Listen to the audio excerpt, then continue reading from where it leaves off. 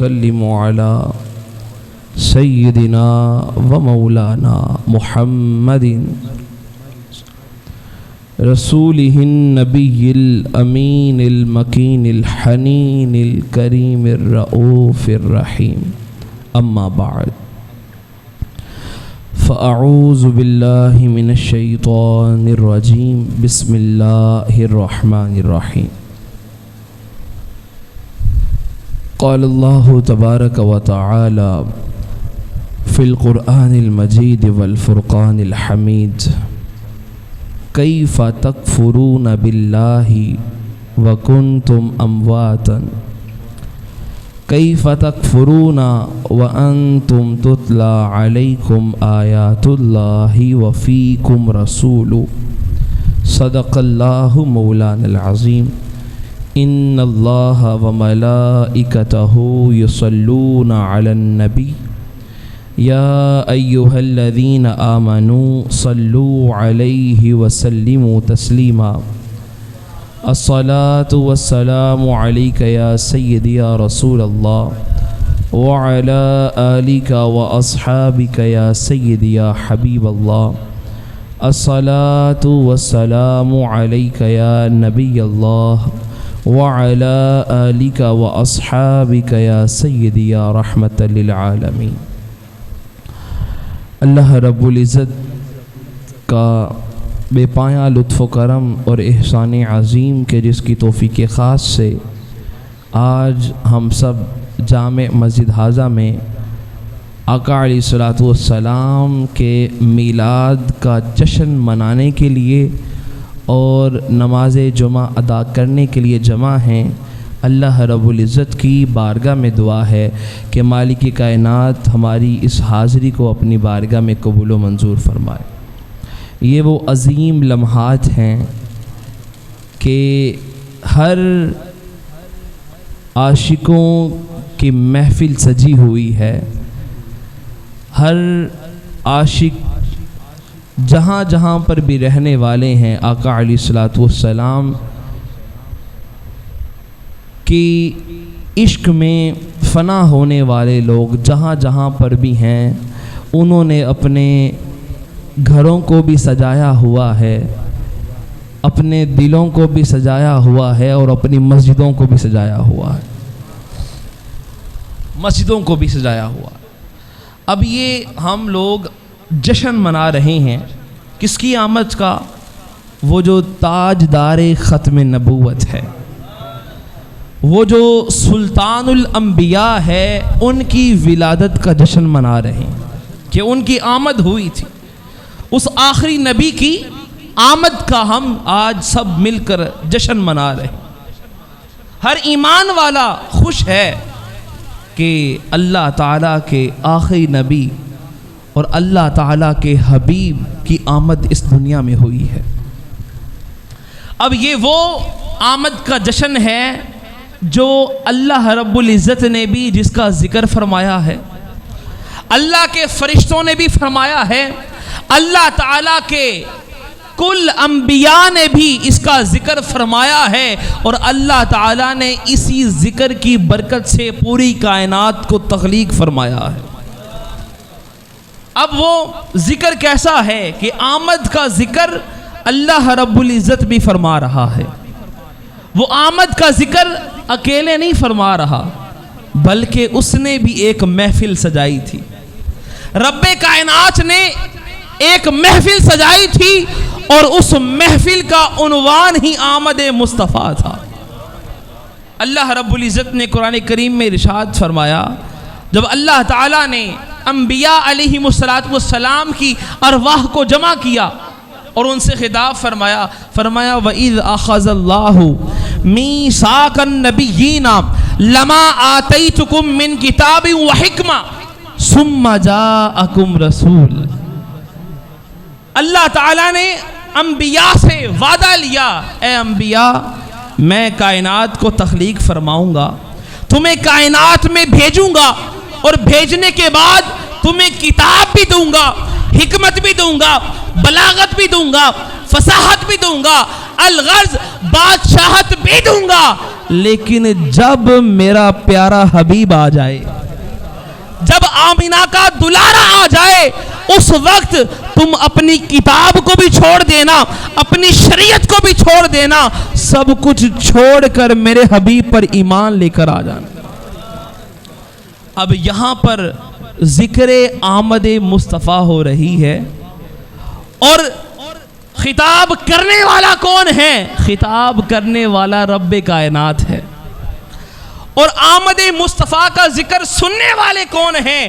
وہ سامعین انبیاء علیہم السلام کی ارواح ہیں، جس کا ذاکر خود خدا ہو اور مذکور مصطفیٰ ہو اور سامعین انبیاء علیہم السلام ہو، اسے کہتے ہیں جشن آمد مصطفیٰ۔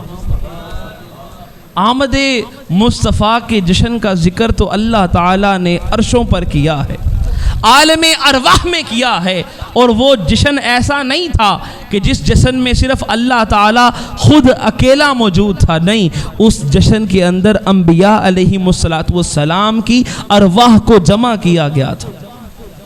اللہ تعالیٰ جمع فرماتا ہے جب بھی اپنے ذکر کا اپنے حبیب کا ذکر فرماتا، جب بھی اپنے حبیب کا ذکر فرماتا ہے تو جمع کا ذکر کرتا ہے کہ میرے حبیب کا جب ذکر کرنا ہے، شان بیان کرنی ہے، عظمت بیان کرنی ہے، تو چھپ چھپ کر نہیں کرنی، کمرے میں بند ہو کر نہیں کرنی، بلکہ مسجدوں میں آنا ہے، باہر نکلنا ہے، اجتماعی شکل اختیار کرنی ہے۔ کیوں؟ یہ اللہ تعالیٰ کا طریقہ ہے۔ اسی طرح سے اللہ تعالیٰ جب اپنے حبیب کی بات فرماتا ہے تو فرماتا ہے ان اللہ وملائکتہ یصلون علی النبی، بے شک اللہ اور اس کے فرشتے آقا علیہ السلام پر درود بھیجتے ہیں۔ اے ایمان والو، تم اس کار خیر میں شامل ہو جاؤ اور درود و سلام میرے حبیب پر بھیجا کرو۔ تو اللہ تعالیٰ جب بھی اپنے حبیب کا ذکر فرماتا ہے، اکیلے نہیں کرتا بلکہ اجتماعی شکل میں بیان فرماتا ہے، اجتماعی شکل۔ اب اس جشن کو اللہ تعالیٰ نے بھی منایا، اور وہ اللہ تعالیٰ نے وہ جشن کیسے منایا؟ جب آقا علیہ السلام کی آمد کا وقت آیا، اس وقت، اس سے پہلے ہم دیکھتے ہیں اللہ تعالیٰ نے قرآن مجید کے اندر انبیاء کی ولادت کا ذکر فرمایا۔ حضرت عیسیٰ علیہ السلام کی ولادت کا ذکر بھی ہے، اور حضرت موسیٰ علیہ السلام کی ولادت کا ذکر بھی ملتا ہے۔ جب حضرت موسیٰ علیہ السلام کی ولادت کا وقت آیا، اب فرعون جو تھا اس کو طرح طرح کے خواب آنے لگے، نجومیوں کو بلایا اور خواب کی تعبیر پوچھی۔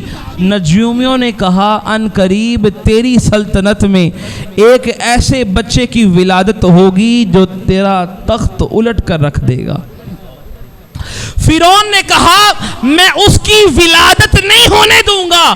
اللہ تعالیٰ نے فرمایا فرعون سن لے اور دیکھ بھی لے کہ اس نبی کی ولادت بھی ہوگی، اس کا میلاد بھی ہوگا، اور اس کی پرورش بھی تیرے محل میں ہوگی، اس کی پرورش بھی تیرے محل میں ہوگی۔ اب فرعون نے بڑی کوشش کی، اس نے 70,000 بیٹے جو پیدا ہوئے قتل کروا دی۔ ادھر موسیٰ نبی آ رہے ہیں، ادھر موسیٰ نبی آ رہے ہیں، بیٹے ذبح ہو رہے ہیں، قربان جائیں وہ نبی کتنا عظیم ہوگا جس کی ولادت ہو رہی ہے، اللہ گھر گھر میں بیٹے عطا فرما رہا۔ اللہ تعالیٰ نے یہ جشن اس صورت میں منایا کہ یہاں پر اللہ کے حبیب کی آمد ہو رہی ہے، اللہ تعالیٰ ہر گھر میں بیٹے عطا فرما رہا ہے، ہر جوڑے کو بیٹے عطا فرما رہا ہے۔ اب سوال یہ پیدا ہوتا ہے، یہ جو جشن کی صورت تھی جو اللہ رب العزت نے فرمائی، تو بیٹے ہی کیوں عطا کیے؟ حالانکہ بیٹی تو رحمت ہوتی ہے، اس کی ولادت ہو رہی ہے جو تمام جہانوں کے لیے رحمت للعالمین ہے، تمام جہانوں کے لیے رحمت بنا کر بھیجا جا رہا ہے، آمد اس کی ہو رہی ہے، تو چاہیے تو یہ تھا کہ بیٹی کی ولادت ہوتی، لیکن اللہ تعالیٰ نے ہر گھر میں بیٹے عطا فرمائے، ہر جوڑے کو بیٹے عطا فرمائے۔ حکمت کیا تھی؟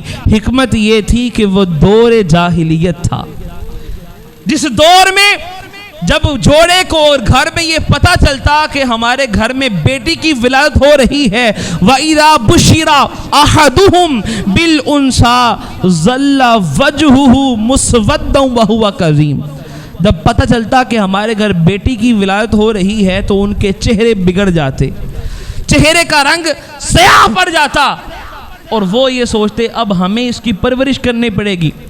ان کے چہرے بگڑ جاتے، ماتھے پر بال پڑ جاتے۔ لیکن قربان جائیں آقا علیہ الصلوۃ والسلام کی عظمت پر، ادھر آقا علیہ الصلوۃ والسلام کی ولادت ہو رہی ہے، اور اللہ تعالیٰ کی منشا یہ ہے کہ جب میرے حبیب کی ولادت ہو کسی کے بھی ماتھے پر بال نہ پڑے، بلکہ ہر کوئی آقا علیہ الصلوۃ والسلام کی آمد کی خوشیاں منائے، ہر چہرہ کھل اٹھے۔ اس لیے اللہ تعالیٰ نے ہر گھر کو بیٹے عطا فرما دیے۔ پھر شاعر لکھتا ہے کہ سب کو بیٹے دیے جاتے ہیں کہ آپ آتے ہیں، سب کو بیٹے دیے جاتے ہیں کہ آپ آتے ہیں، ابر تقدیس کے چھاتے ہیں کہ آپ آتے ہیں، اور قدسی جھنڈوں کو لگاتے ہیں کہ آپ آتے ہیں، راستے صاف بتاتے ہیں کہ آپ آتے ہیں، ہم تو محفل کو سجاتے ہیں کہ آپ آتے ہیں، ہم تو محفل کو سجاتے ہیں کہ آپ آتے ہیں۔ دوستان محترم، یہ جو جشن کی کیفیت اور صورت تھی، اللہ رب العزت نے بھی اس کو منایا ہے، طریقہ مختلف تھا۔ اللہ تعالیٰ نے ہر گھر میں بیٹے عطا فرمائے ہیں۔ اب یہ جشن ہم لوگ بھی منا رہے ہیں، ہم بھی مناتے ہیں، اور جب دیکھنے والے جو جشن نہیں منانا چاہتے وہ سوال کرتے ہیں بھائی تم خوشیاں منا رہے ہو، تم اتنی خوشیاں منا رہے ہو، خوشی کس بات کی منا رہے ہو؟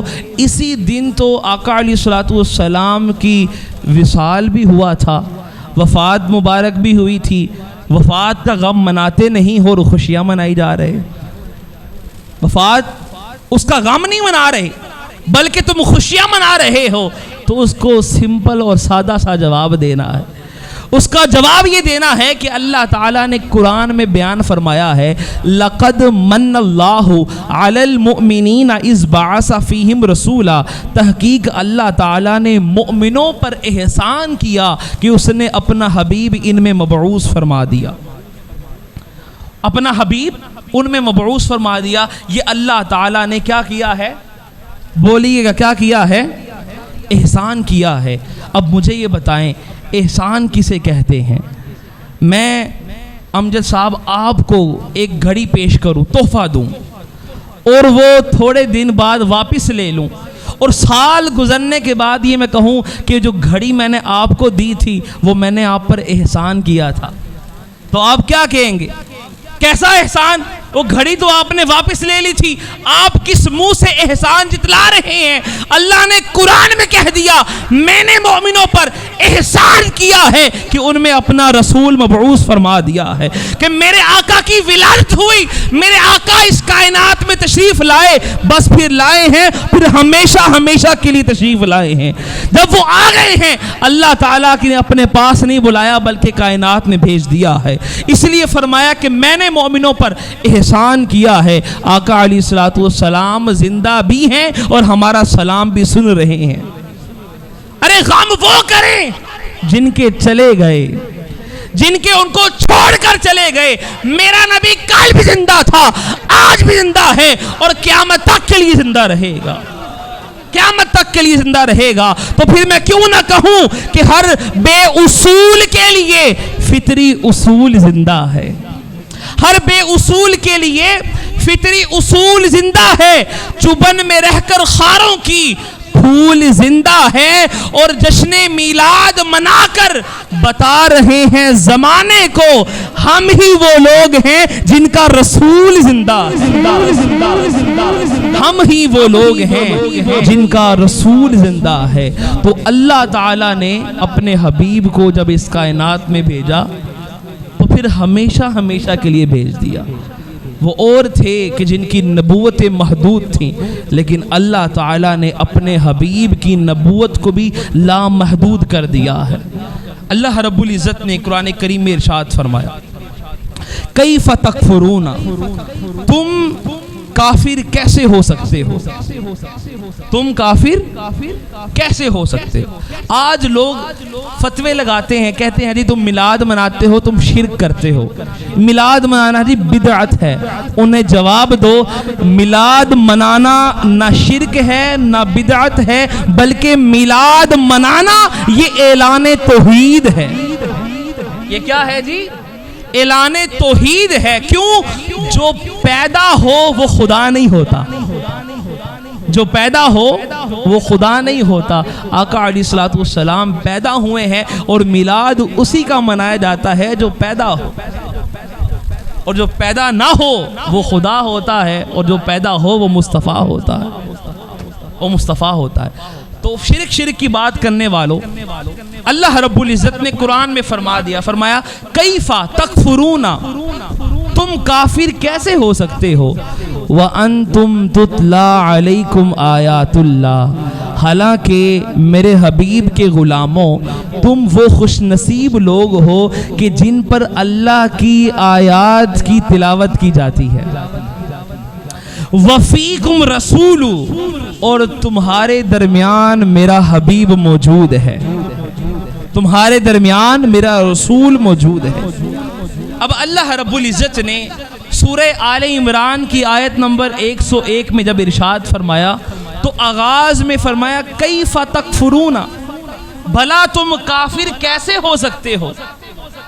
اب یہ جو کیسے ہو سکتے ہو نا، یہ بظاہراً سوالیہ انداز ہے، لیکن یہ تب استعمال کیا جاتا ہے جسے کہتے ہیں استفہام انکاری، اور جس کا مطلب یہ بنتا ہے کہ اے میرے حبیب کے غلاموں تم کافر نہیں ہو سکتے، تم کافر نہیں ہو سکتے۔ اب سوال یہ پیدا ہوتا ہے کہ اللہ تعالیٰ اپنے حبیب کے غلاموں کو یہ کہہ رہا ہے تم کافر نہیں ہو سکتے، ان سے پہلے جو باقی امتیں ہیں، انبیاء علیہم السلام کی جو امتیں پچھلی گزری ہیں وہ کافر بھی ہوتی رہی ہیں اور مشرک بھی ہوتی رہی، وہ کافر بھی ہوتی رہی، مشرک بھی ہوتی رہی۔ سوال یہ پیدا ہوتا ہے کہ اے مالک کائنات، تیرے 1.25 لاکھ انبیاء علیہم السلام تاجدار ختم نبوت سے پہلے آتے رہے، اور ان کی امتیں کبھی شرک میں مبتلا ہو جاتی، کبھی کفر میں مبتلا ہو جاتی۔ ہر نبی کے بعد اس روئے زمین پر کفر بھی ہوتا رہا، شرک بھی ہوتا رہا، جبکہ اللہ تعالیٰ امت محمدیہ صلی اللہ علیہ وآلہ وسلم کو یہ گارنٹی دے رہا ہے، ضمانت دے رہا ہے کہ تم کافر اور مشرک نہیں ہو سکتے۔ اب سوال یہ پیدا ہوتا ہے، وہ جو پچھلی امتیں تھیں وہ کافر ہوئیں تو کیوں ہوئیں، وہ مشرک ہوئیں تو کیوں ہوئیں، اور امت محمدیہ اور ہم جو لوگ ہیں یہ کافر اور مشرک نہیں ہو سکتے تو کیوں نہیں ہو سکتے؟ ہم اگر ایمان پر ثابت قدم ہیں تو اس کے پیچھے وجہ کیا ہے؟ بس اسی بات کا اگر ہمیں جواب مل جائے، اسی جواب کے اندر شان نبوت مصطفیٰ بھی ہے، عظمت مصطفیٰ بھی ہے، مقام رفعت مصطفیٰ بھی ہے، اور شان ختم نبوت مصطفیٰ بھی ہے۔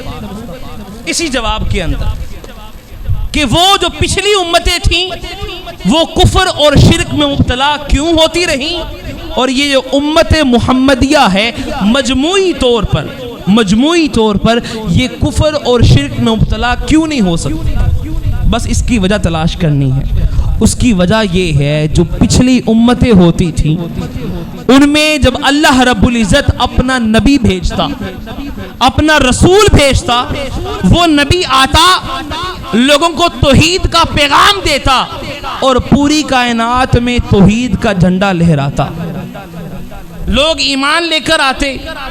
وہی نبی جب ظاہراً وصال فرما جاتے تو اس ظاہراً وصال فرمانے کے بعد ان کی زمانہ نبوت بھی ختم ہو جاتا، ان کا دور نبوت بھی ختم ہو جاتا۔ کیوں؟ اس لیے کہ ان کی نبوت کا زمانہ بھی محدود تھا، اور ان کی نبوت زمانی بھی تھی اور مکانی بھی تھی۔ سابقہ جتنے بھی انبیاء گزرے ہیں ان کی نبوت کا زمانہ محدود اور ان کی نبوت کا مکان بھی محدود ہوتا تھا۔ کوئی ایک خطے کے لیے نبی ہے، کوئی ایک علاقے کے لیے نبی تھا، کوئی ایک بر اعظم کے لیے نبی تھا، اور ایسا بھی ہوا کہ ایک وقت میں ایک سے زیادہ انبیاء بھی موجود تھے مختلف مکانوں میں، مختلف جگہوں میں۔ ایسا بھی ہوتا رہا، کوئی 50 سال کے لیے نبی آئے، کوئی 100 سال کے لیے، اور ایسا بھی ہوا کہ 1000 سال کے لیے نبی بنا کر بھیجا۔ لیکن جتنے بھی انبیاء آتے رہے محدود زمانہ تھا اور محدود ان کا مکان تھا، محدود ان کا علاقہ تھا۔ اب محدود چونکہ ان کا علاقہ تھا، وہ نبی جب آتے، جب وصال ہوتا زمانہ نبوت بھی ختم ہو جاتا۔ اب پیچھے رہ گئی ان کی کتاب، وہی پیچھے ان کے وہی بچ جاتی۔ جب پیچھے وہی رہ جاتی تو چونکہ اللہ نے وہی کی ان کی حفاظت کا ذمہ نہیں لیا ہوا تھا، اب لوگ کیا کرتے، اس جو وحی ہے، جو کتاب ہے، اس میں تبدیلی کر دیتے، اپنی مرضی کے مطابق لوگ اس کے اندر چیزیں شامل کر دیتے اور اپنی مرضی کے مطابق اس وحی سے چیزیں نکال لیتے، کتاب سے چیزیں نکال لیتے، اپنی مرضی کے مطابق کرتے۔ یہی وجہ تھی، اس کا نتیجہ پھر یہ نکلا کہ لوگ کفر اور شرک میں مبتلا ہوتے چلے گئے۔ اب اس شرک اور کفر کو پھر سے ختم کرنے کے لیے اللہ تعالیٰ نبی کو بھیجتا، نبی کو مبعوث فرماتا، پھر نبی آتے، پھر روئے زمین پر توحید کا جھنڈا لہرایا جاتا۔ لیکن چونکہ وہ جو نبی آ رہا تھا اس کا زمانہ بھی محدود تھا، اس کی نبوت بھی محدود تھی، اس کا مکان بھی محدود تھا۔ جب وہ وصال کر جاتے زمانہ بھی ختم ہو جاتا، کتاب بھی جو ملی ہوتی اس میں بھی تبدیلی کر دی جاتی، لوگ پھر سے شرک اور کفر میں مبتلا ہو جاتے، کبھی کفر آ جاتا تو کبھی ایمان آ جاتا، کبھی شرک آ جاتا، تو یہ سلسلہ چلتا رہا آدم علیہ السلام سے لے کر عیسیٰ علیہ السلام تک لوگ کفر میں بھی مبتلا ہوتے رہے، پلٹ کر شرک کی طرف بھی مبتلا ہوتے رہے۔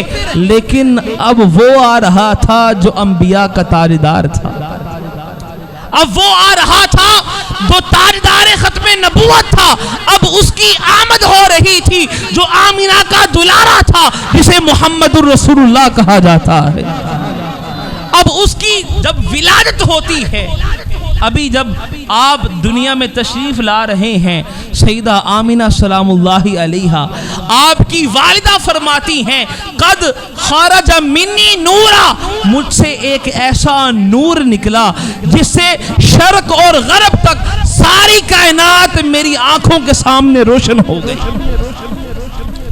اضاء لہا قصور الشام، اور میں نے بیٹھی تو میں مکہ میں تھی، لیکن اس نور کا فیضان یہ تھا کہ میری نظروں کے سامنے شام اور بصرہ کے سارے محلات روشن ہو گئے۔ ارے جس نبی کی ماں کی نگاہ کا یہ عالم ہے، اس نبی کی نگاہ کا عالم کیا ہوگا؟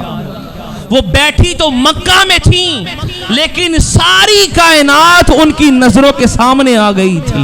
کیوں؟ یہ نور محمدی تھا جو چمک رہا تھا، نور محمدی چمک رہا تھا۔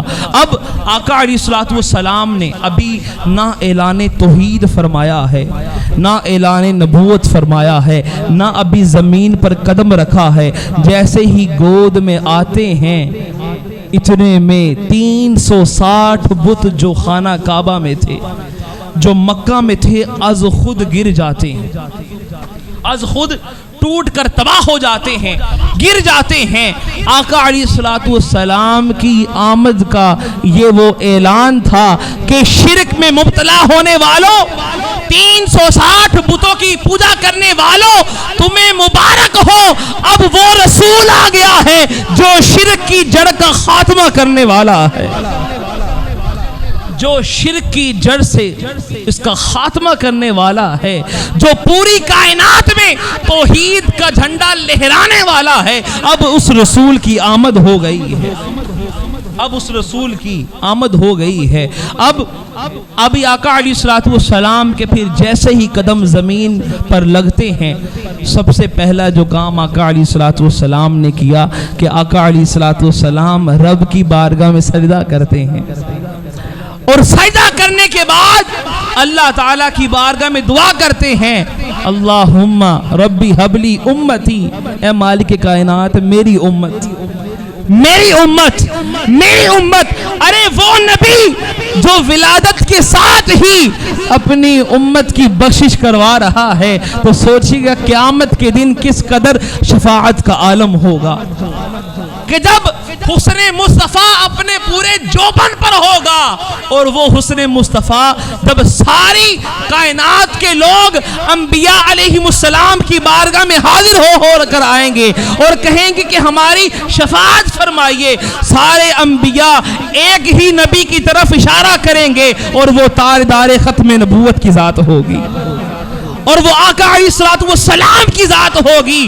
سب کہیں گے کہ یا رسول اللہ، یا حبیب اللہ، ہماری شفاعت فرمائیے. پھر آقا علیہ الصلوۃ والسلام اپنا والضحیٰ کا مکھڑا سردے میں رکھیں گے اور عرض کریں گے باری تعالی میری گناہگار امت کی بخشش فرما دے. تو آقا علیہ الصلوۃ والسلام کے قدم مبارک جب زمین پر پڑے، وہ 1000 سال سے جو فارس میں ایران کی سرزمین پر آتش کدا تھا، جو آگ جل رہی تھی، لوگ اس کی پوجا کیا کرتے تھے، اس کی عبادت کیا کرتے تھے، 1000 سال سے کوئی اسے بجھا نہ سکا تھا. لیکن جیسے ہی میرے آقا کی آمد ہوتی ہے، وہ جو 1000 سال سے آتش کدا جل رہا تھا وہ بجھ جاتا ہے، وہ بجھ جاتا ہے. اب سارے مجوسی حیران ہو رہے ہیں، آگ کی پرستش کرنے والے سارے حیران ہو رہے ہیں، یہ کس کی آمد ہوئی ہے کہ یہ 1000 سال سے جو آگ جل رہی تھی وہ بجھ گئی ہے.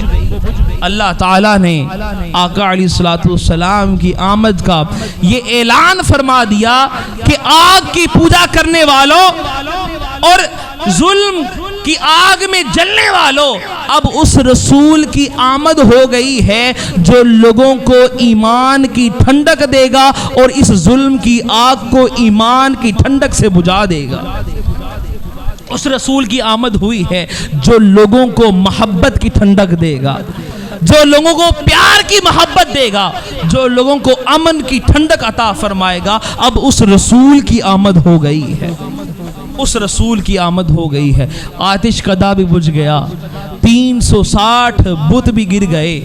اب آقا علیہ الصلوۃ والسلام کی آمد کا جو اعلان تھا وہ یہ تھا کہ لوگوں، اب وہ رسول آ گیا ہے جو انسان پر سے، جو انسانیت سے، انسان پر کی جو حکومت ہے اس کو ختم کرنے والا آ گیا ہے. اب کوئی انسان دوسرے انسان پر حکومت نہیں کرے گا، بلکہ سب انسان اس رب کی عبادت کریں گے جو وحدہ لا شریک ہے. اس رب کی حکومت ہوگی جو اقتدار اعلیٰ کا مالک ہے، صرف اس کی عبادت ہوا کرے گی. کیوں؟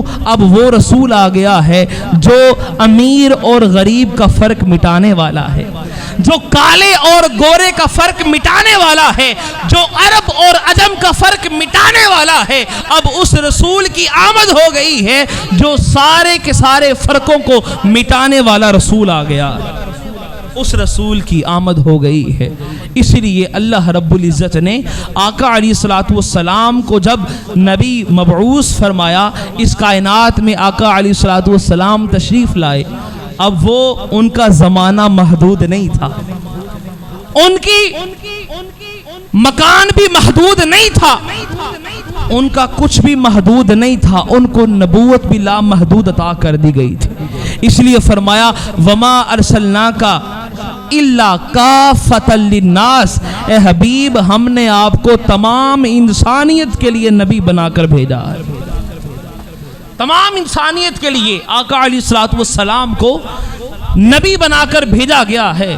اس لیے اب آقا علیہ الصلوۃ والسلام کی نبوت کی ابتدا کو بھی نہیں کوئی جان سکتا، اور آقا علیہ الصلوۃ والسلام کی نبوت کی انتہا کو بھی کوئی شخص نہیں پہنچ سکتا. کیوں؟ اللہ تعالیٰ نے اپنے حبیب کو لامحدود نبوت سے نوازا ہے.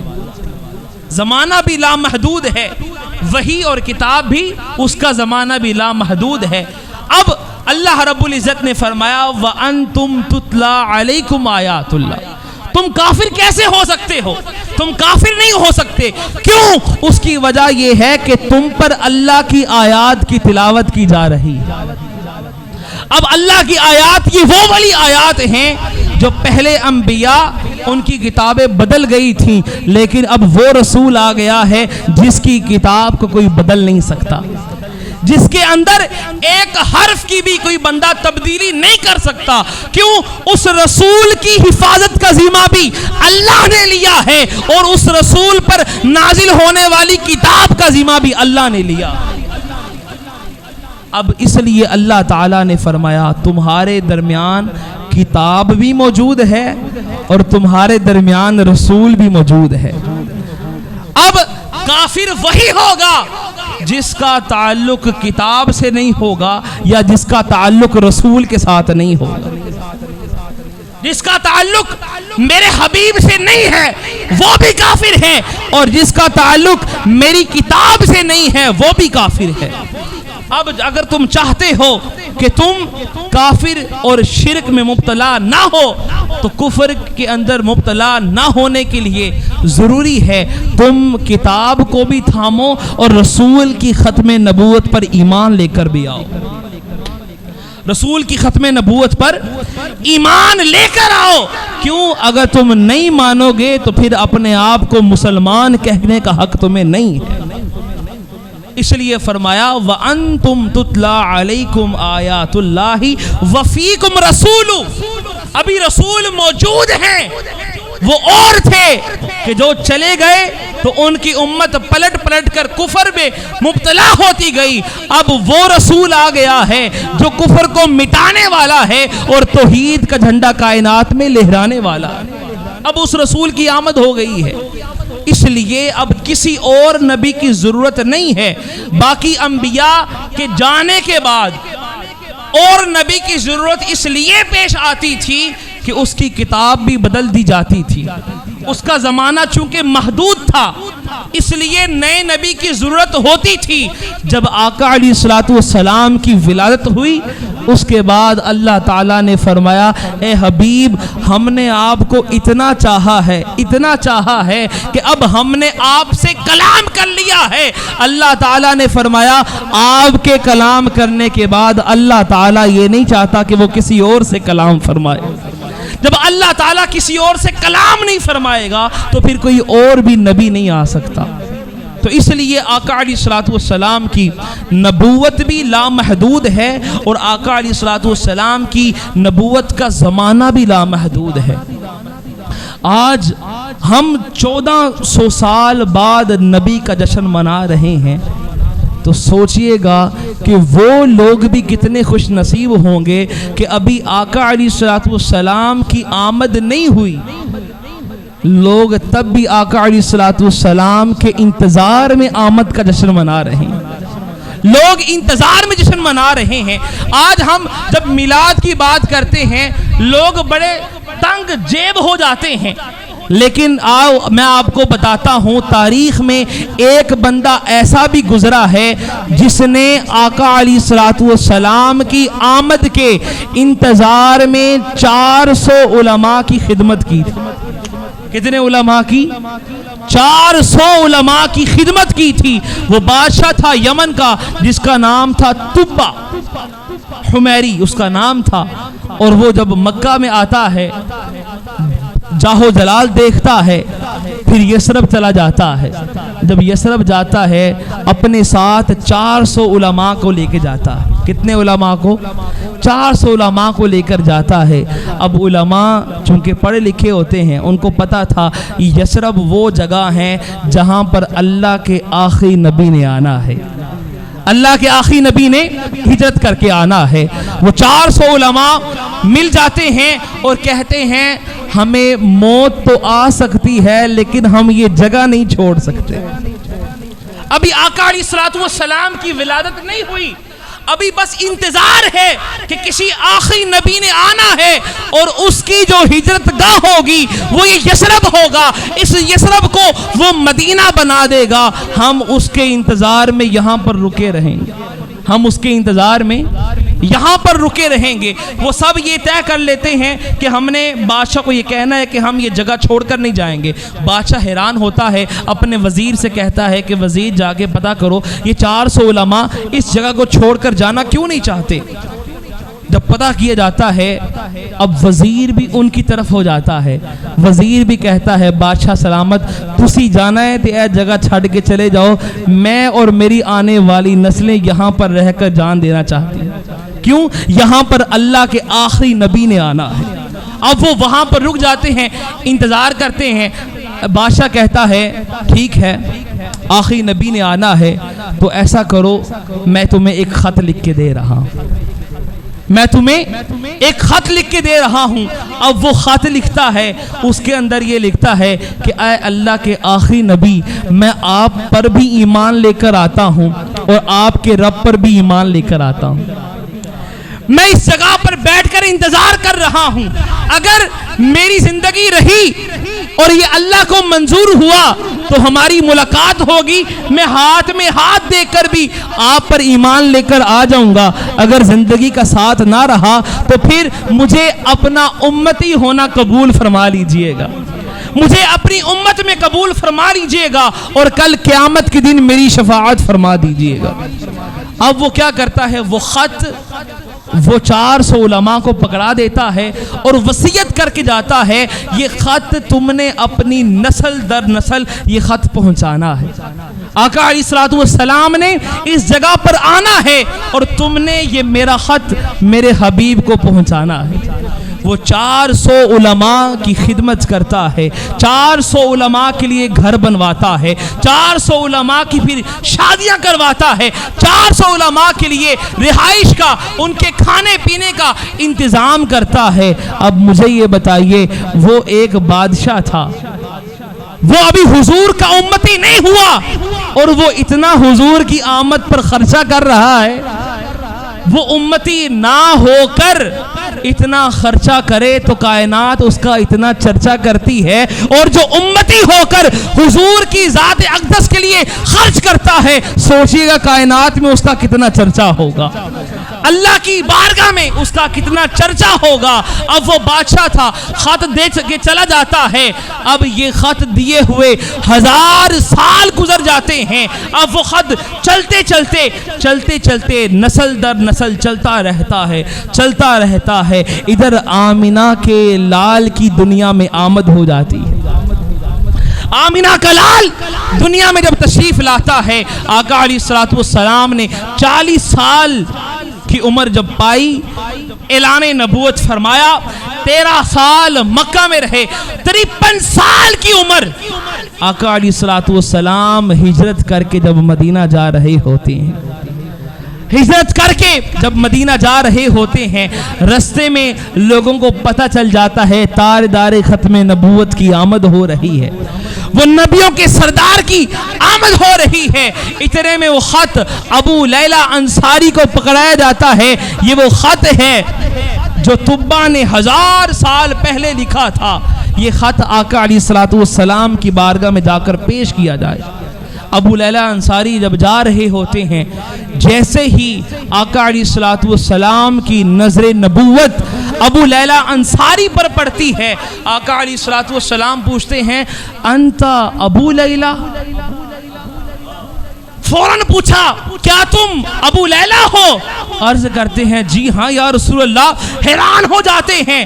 آقا علیہ الصلوۃ والسلام نے فرمایا وہ جو میرے غلام کا خط لے کر آئے ہو وہ تو مجھے پکڑاؤ۔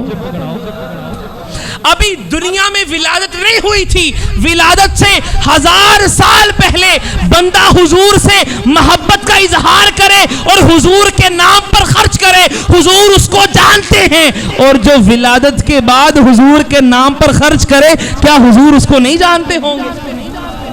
آقا علیہ الصلوۃ والسلام یقیناً اس کو بھی جانتے ہیں۔ جب آقا علیہ الصلوۃ والسلام نے فرمایا نا کہ خط مجھے پکڑاؤ۔ آقا علیہ الصلوۃ والسلام کی بارگاہ میں وہ خط پیش کیا گیا۔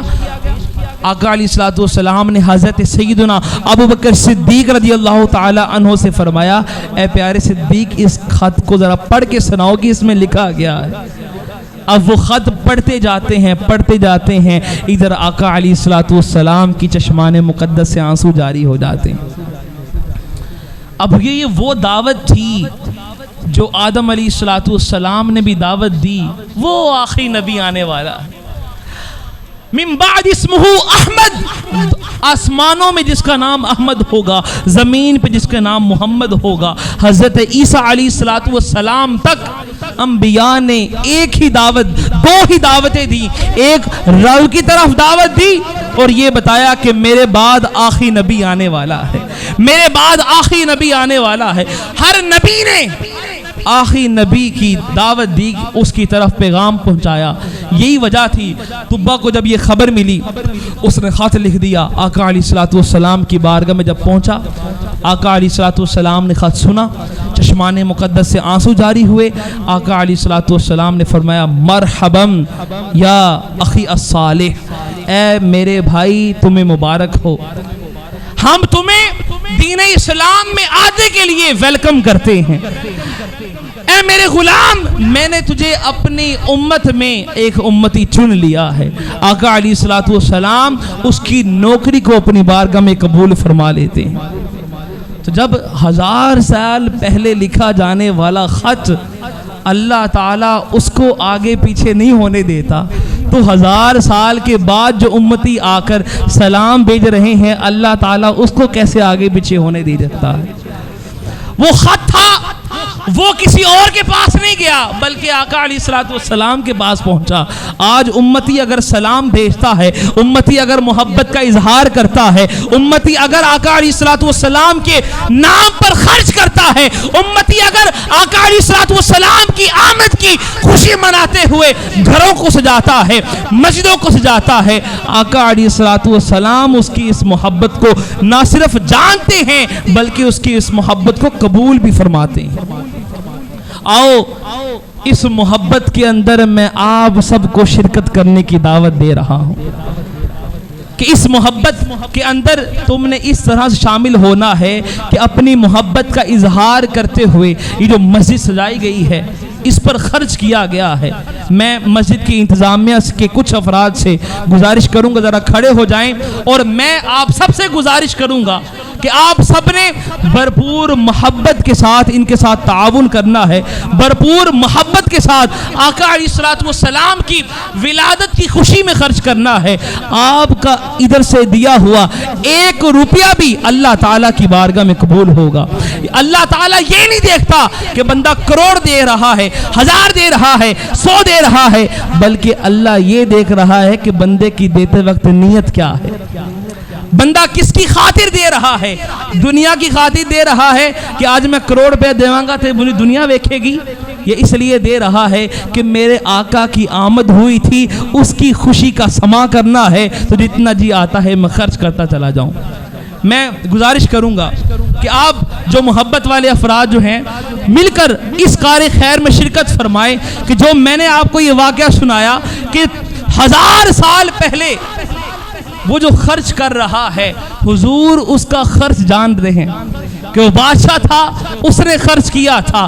آج اللہ تعالیٰ آقا علیہ الصلوۃ والسلام کی آمد کی خوشی میں خرچ کرنے والوں، اللہ تعالیٰ اس بادشاہ سے بڑھ کر تمہیں سب کچھ عطا فرمانے والا ہے۔